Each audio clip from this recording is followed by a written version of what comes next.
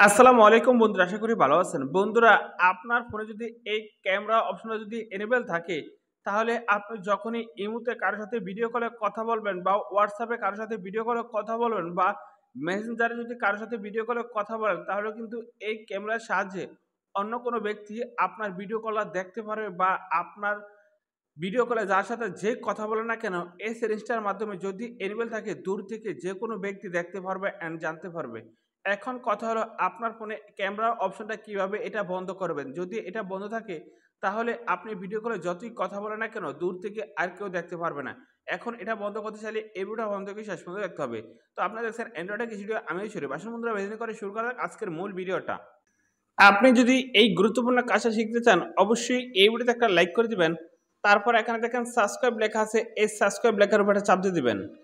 তারপর এখানে দেখেন নোটিফিকেশন বাটন, এই নোটিফিকেশন বাটনে চাপ দিয়ে এখানে অলে ক্লিক করে দিবেন। আপনি যখনই এখান থেকে অলে ক্লিক করে দিবেন, আমরা যখন নিত্য নতুন ভিডিও আপলোড করব, সবার আগে কিন্তু আপনার ফোনে চলে যাবে। এখন যদি আপনার ফোনে ক্যামেরার এই অপশনটা বন্ধ করতে চান, আপনি কি করবেন? প্রথমে এই ক্যামেরা চাপ দিবেন।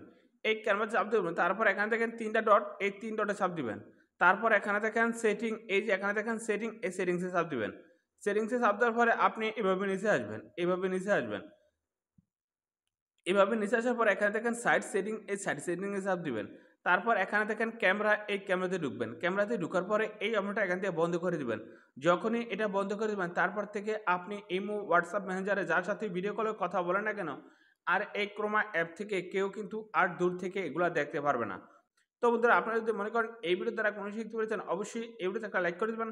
তো ফ্রেন্ডস, কি ভিডিও এখন তো শুধু এখন ভালো থাকুন। আল্লাহ হাফেজ।